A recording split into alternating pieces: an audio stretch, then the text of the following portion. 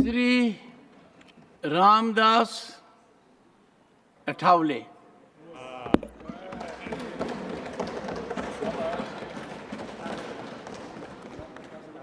Very briefly. सभापति महोदय,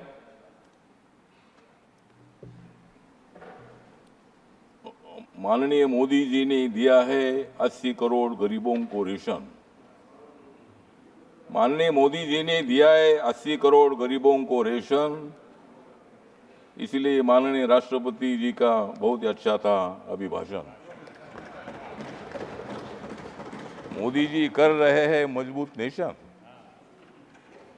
मोदी जी कर रहे हैं मजबूत नेशन, इसलिए मैं यह दे रहा हूं आपके सामने मेरा भाषण।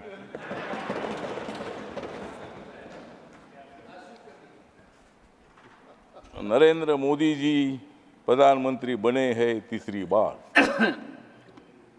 क्योंकि कांग्रेस और इंडिया आघाड़ी की हो गई है हार। मोदी जी प्रधानमंत्री बनेंगे बार बार बार, और कांग्रेस की हो जाएगी हार हार हार। संविधान बदलेगा ये प्रचार झूठा था, संविधान बदलेगा ये प्रचार झूठा था, क्योंकि कांग्रेस ने सारा देश लूटा था।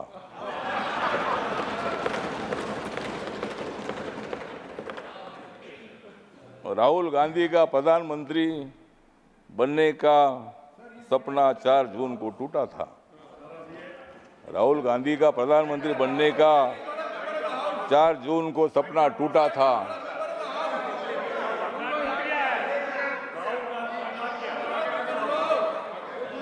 और मोदी जी के खिलाफ वन सेकेंड इंडिया आघाड़ी का प्रचार झूठा था। एक सेकेंड। यही है कि जो व्यक्ति दूसरे सदन का सदस्य हो उसके बारे में कोई आक्षेप नहीं लगाया जा सकता, और उसका आक्षेप नहीं लगाया सकता, उसकी चर्चा नहीं हो सकती, क्योंकि वो अपनी बात की सफाई देने के लिए यहाँ पे मौजूद नहीं है। तो मेरा विनम्र निवेदन है कि नाम चूंकि राहुल गांधी जी का लिया है तो उसे कार्रवाई से निकालें। Honourable minister, please avoid, please take your seat. Yes, हाँ बोलिए सर। हाँ तो सर जी, मैंने इतना ही बोला था कि सपना थोड़ा आदमी का होता है, ऑनरेबल मिनिस्टर चाहिए, सपने में जीना ही अपना काम है। ऑनरेबल मिनिस्टर, और इसीलिए मतलब हम इतना ही बताना चाहते हैं कि संविधान के संबंध में बहुत बड़ा ब्लैकमेल करने का काम किया था, जनता में फूट पैदा करने का काम किया था।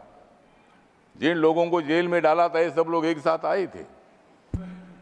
हमारे संजय जी है, संजय जी, हमने आपको जेल में नहीं डाला था, नहीं हमने नहीं डाला था, ईडी ने डाला था।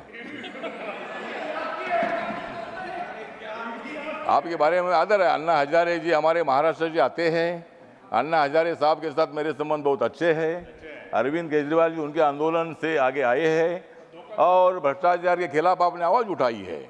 आम आदमी पार्टी है, आप पार्टी है, आपने काम अच्छा किया था, लेकिन थोड़ी गड़बड़ हो गई, इसीलिए ऐसा हो गया। अब तो इसीलिए ठीक बात है। तो इसीलिए हमारा कहना इतना ही है कि संविधान के बारे में बाबा साहब अम्बेडकर जी ने संविधान लिखा है। जिस बाबा साहब अम्बेडकर जी ने संविधान लिखा, आज बाबा साहब का नाम लिया जाता है, संविधान का किताब दिखाया जाता है। लेकिन मैं इतना बताना चाहता हूं, ये कांग्रेस पार्टी ने बाबा साहब को 2 बार हराया था। 1952 में मुंबई में लौगुलो मतदार संघ से बाबा साहब को हराया था। 1954 में भंडारा जी बाबा साहब को हराया था, और बाबा साहब अम्बेडकर जी को भारत रत्न नहीं दिया था। बाबा साहब का फोटो सेंट्रल हॉल में नहीं लगाया था। और आज बाबा साहब की बात करते हैं, आज आप संविधान दिखाते हैं। संविधान दिखाओ, लेकिन संविधान के जैसा आपको बर्ताव करने की आवश्यकता है, और इसीलिए संविधान कोई बदल नहीं सकता है। नरेंद्र मोदी जी माथा टेकर शपथ लेते हैं। 26 नवंबर 1949 को संविधान का ड्राफ्ट बाबा साहब ने दे दिया था, तो वो दिन मोदी जी संविधान दिन मनाते हैं, और आप बोलते हैं कि भाई संविधान बदलेंगे। मोदी जी ने बाबा साहब के काम इतने पूरे किए हैं। मुंबई में हिंदू मिल की जगह पर 3600 करोड़ की जमीन बाबा साहब के मेमोरियल के लिए दी है, और वहाँ 1200-1300 करोड़ का मेमोरियल बन रहा है। डॉक्टर अंबेडकर फाउंडेशन आपने बनाया था, कांग्रेस पार्टी ने बनाया था, लेकिन वो खाली ऑफिस ही था। मोदी जी आने के बाद वहाँ इतनी बड़ी बिल्डिंग बन गई है। जहाँ बाबा साहब ने संविधान लिखा वो 26 अलीपुर रोड पर इतना सुंदर मेमोरियल बन चुका है। इतने काम करने वाले मोदी जी संविधान कैसा बदल सकते हैं? वो कांग्रेस को बदल सकते हैं लेकिन संविधान नहीं बदल सकते हैं।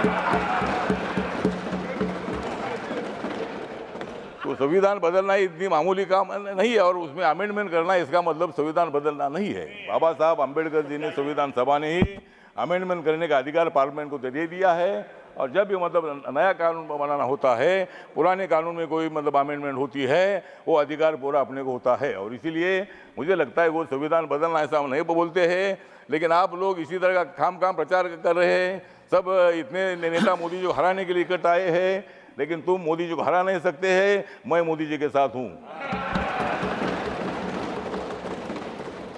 मतलब ठीक बात है, आपको लोकतंत्र में अधिकार है, आपकी सीट ज़्यादा ये अच्छी बात है। और आप इतनी ज़्यादा सीट ना आए कि आप उधर ही रहे और हम इधर ही रहे, मतलब ऐसा भविष्य में होगा तो ठीक बात है। तो अगले बार भी आप ट्राई करिए।